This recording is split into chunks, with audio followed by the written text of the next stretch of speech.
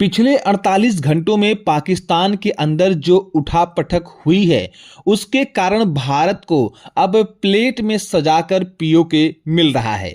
जी हां, बता दें आपको कि पाकिस्तान के प्रधानमंत्री शहबाज शरीफ देश छोड़कर भाग चुके हैं और लंदन में जाकर शरण ले चुके हैं।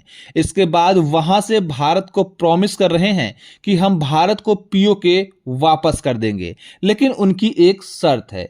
शर्त यह है कि प्रधानमंत्री शहबाज शरीफ चाहते हैं कि उनके परिवार को किसी भी तरीके से पाकिस्तान से निकाल दिया जाए। दरअसल बता दें कि शहबाज शरीफ जब से लंदन शिफ्ट हुए हैं तब से उनके परिवार के ऊपर पाकिस्तान की आर्मी लगातार प्रेशर बना रही है, लगातार केस दर्ज किए जा रहे हैं और गिरफ्तारी की प्रक्रिया भी शुरू कर दी गई है, जिसमें उनका बेटा गिरफ्तार हो चुका है और शहबाज शरीफ के दामाद को भी गिरफ्तार किया जा रहा है।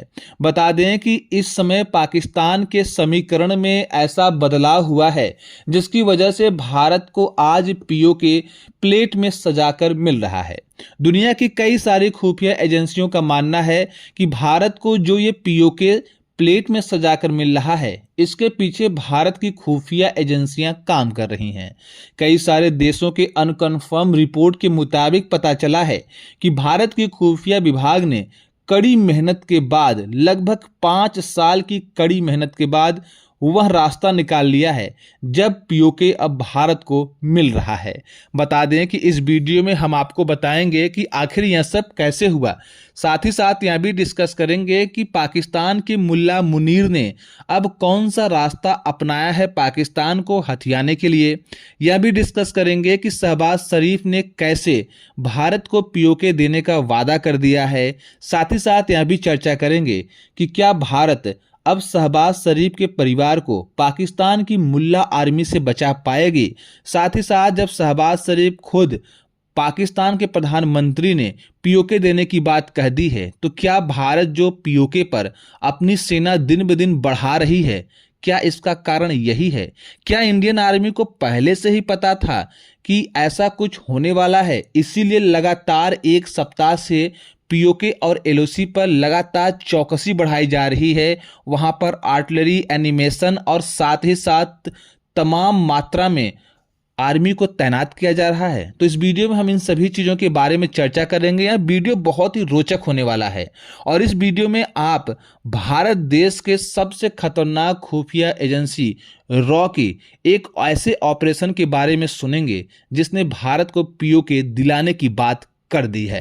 तो नमस्कार दोस्तों, बने रहिए इस वीडियो में अंत तक। साथ ही साथ अगर आप भारत की आर्मी और उसके खुफिया विभाग के सच्चे प्रेमी हैं तो कमेंट बॉक्स में जय हिंद, वंदे मातरम जरूर लिखें। इस वीडियो को लाइक करके उनका मनोबल बढ़ाएं।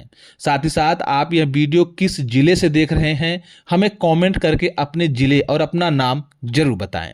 तो दोस्तों, दरअसल बात शुरू होती है 18 घंटे पहले जब पाकिस्तान ने इमरान खान की पेशी करा दी और उनके परिवार को इमरान खान से मिला दिया तो पूरा का पूरा पाकिस्तान शांत हो गया।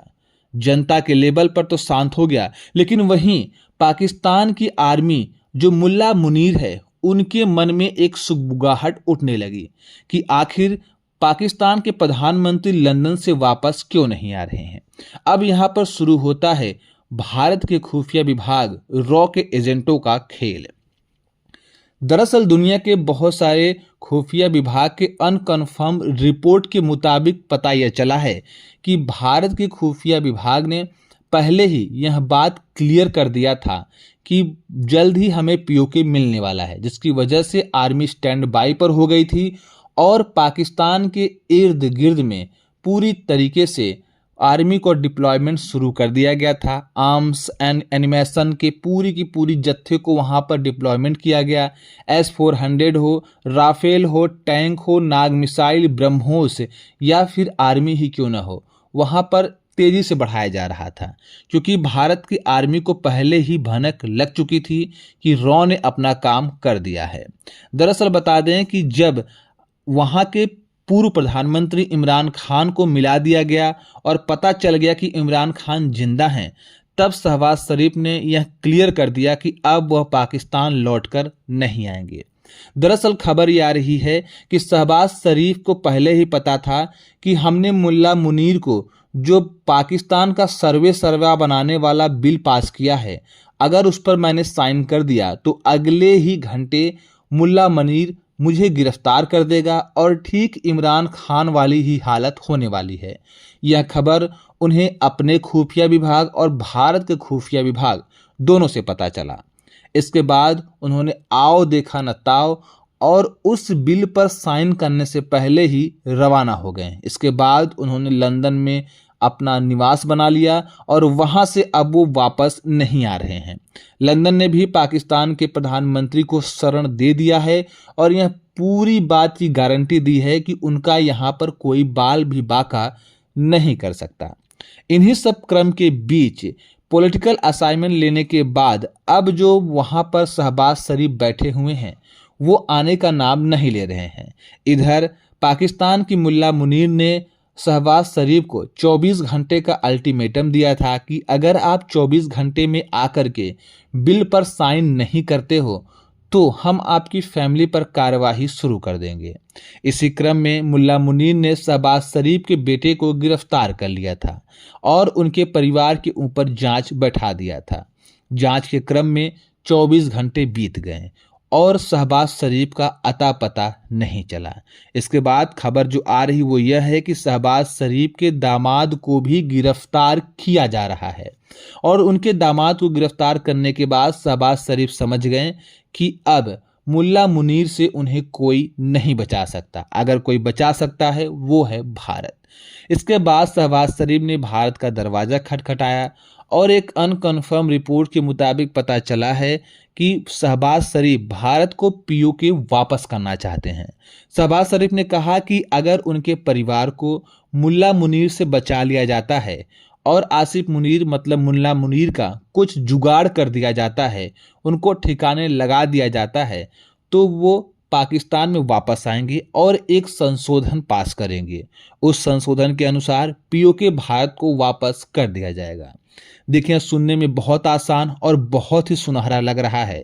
हालांकि भारत की प्लानिंग भी यही थी कि पाकिस्तान हमें पीओके देने के लिए हामी भर दे, क्योंकि भारत समझ चुका है कि अगर पीओके को हम लड़ाई के माध्यम से लेना चाहें तो लेंगे, लेकिन और सारे देश जैसे कि अमेरिका, चाइना, तुर्की यह सब बीच में आ जाएंगे और पाकिस्तान को बहका कर, फुसला करके या फिर उन्हें और सारे हथियार दे करके भारत के खिलाफ लड़ाते रहेंगे, जिसकी वजह से लड़ाई लंबी खींच सकती है।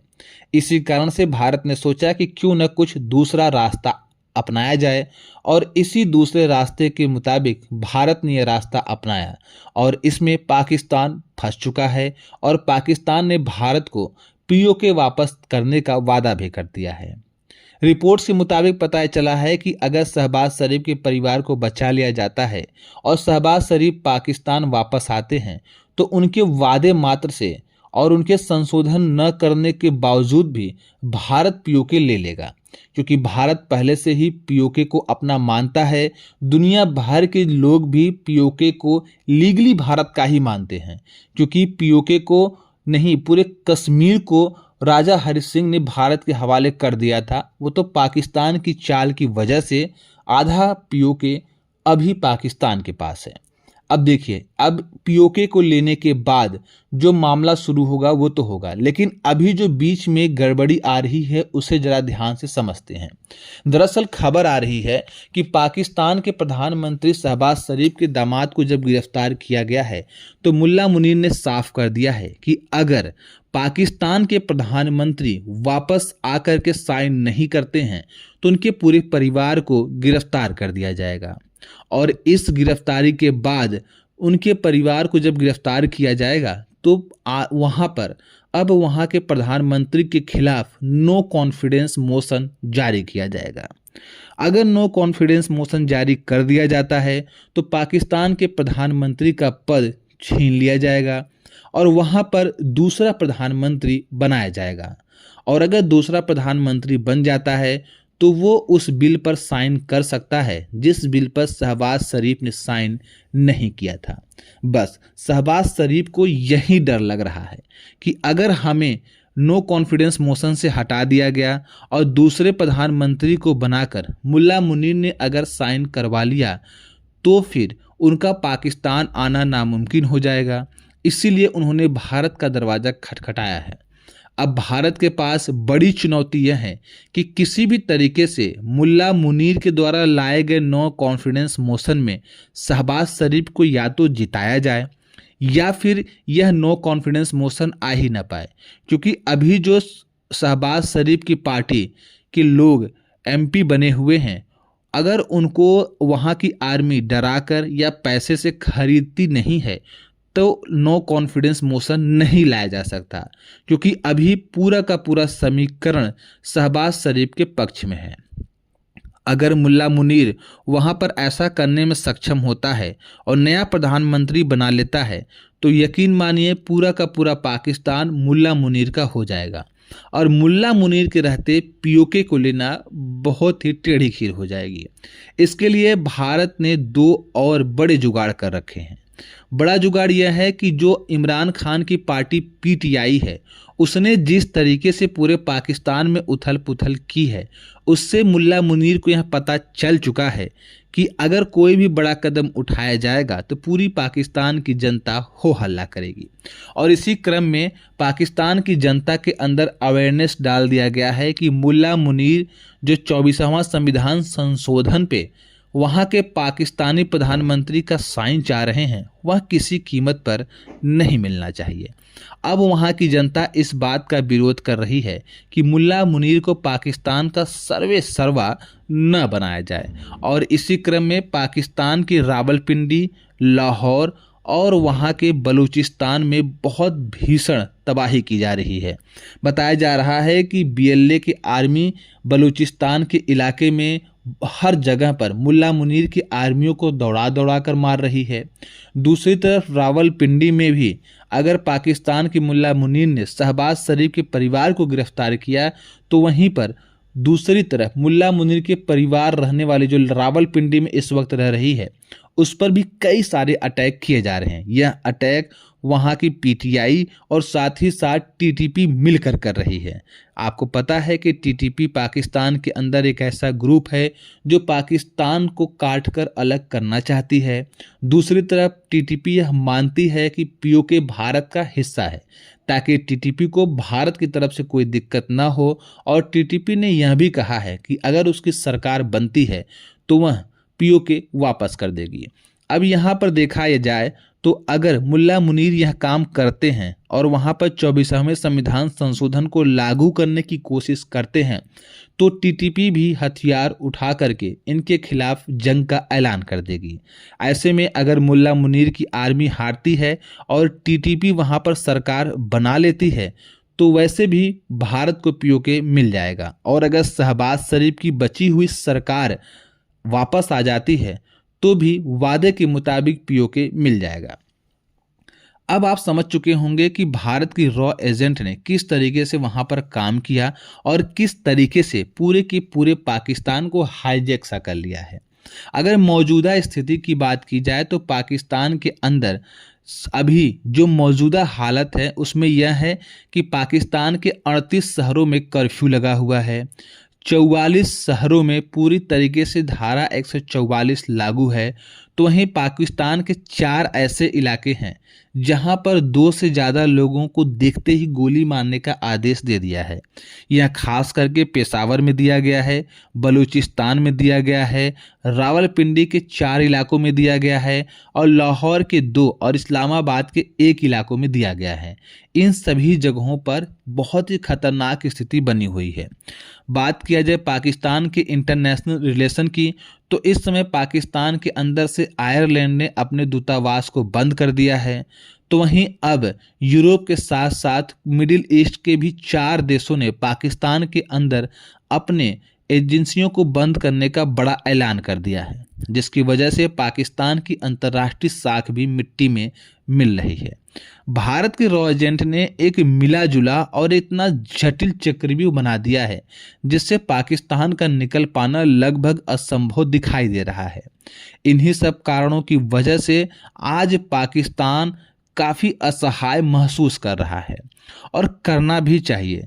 शहबाज शरीफ को यह पता होना चाहिए कि उन्होंने मुल्ला मुनीर नहीं बल्कि आस्तीन का सांप पाल रखा था। अब देखिए, भारत के पास तीन बड़े ऑप्शन हैं। या तो शहबाज शरीफ की सरकार बनाई जाए, या फिर माहौल को ऐसे ही छोड़ दिया जाए जिसमें टीटीपी अपनी सरकार बना लेगी, या फिर किसी तरीके से इमरान खान को वापस लाया जाए। इन तीनों स्थिति में से जो भी स्थिति होती है उसमें भारत को पीओके मिलने की चांसेस अब बढ़ चुके हैं।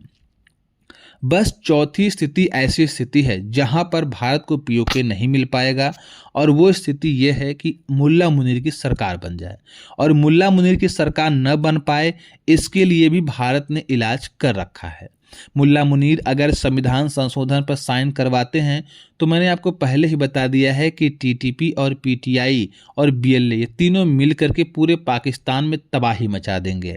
देखिए, भारत के बगल में बसा हुआ कोई भी देश इतना अनस्टेबल नहीं होना चाहिए, वरना अगर वहाँ पे इतनी अनस्टेबिलिटी आती है तो उसका प्रभाव कहीं न कहीं भारत पर पड़ेगा ही।